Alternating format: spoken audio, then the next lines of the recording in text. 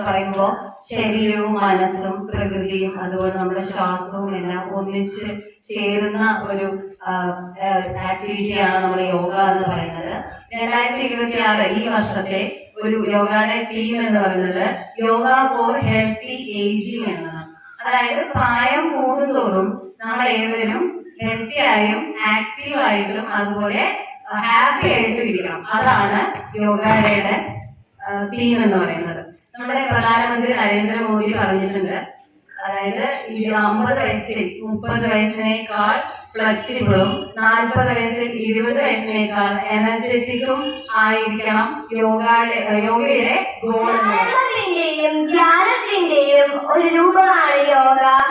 യോഗ നമ്മുടെ ശരീരത്തിന്റെയും മനസ്സിന്റെയും ആത്മീയമായ തലങ്ങളെ സ്പർശിച്ച് നമ്മുടെ ശരീരത്തിന്റെയും മനസ്സിന്റെയും മാറ്റം ലക്ഷ്യമിടുന്നു. നമ്മുടെ ജീവിതത്തിലെ എല്ലാ ഘട്ടങ്ങളിലും യോഗ ഉപകാരപ്രദമാണ്.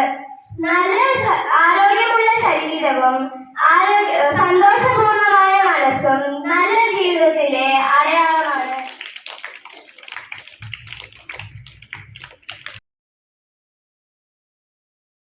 ഓം മിത്രായ നമഃ. ഓം രവയേ നമഃ. ഓം സൂര്യായ നമഃ. ഓം ഭാനവേ നമഃ. ഓം ഖഗായ നമഃ.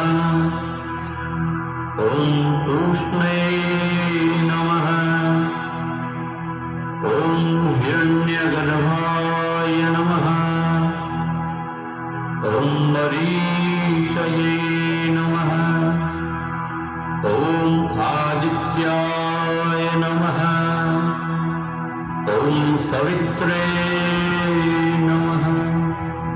ഓം അർക്കായ നമഃ.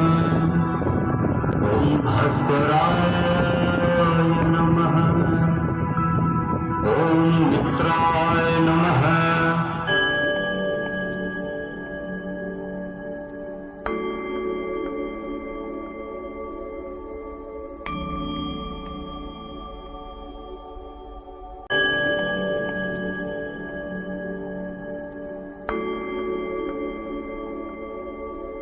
പല അസുഖങ്ങളും പല പ്രോബ്ലംസും പല ബുദ്ധിമുട്ടുകളും വരാറുണ്ട്, ശാരീരികമായിട്ടും മാനസികമായിട്ടും. ഇതെല്ലാം കൺട്രോൾ ചെയ്ത് അത് എല്ലാം കുറച്ചു പോകണമെങ്കിൽ ഇന്നത്തെ ഒരു ലൈഫ് സ്റ്റൈൽ വെച്ച് യോഗ അതിന് വളരെ ആപ്റ്റാണ്.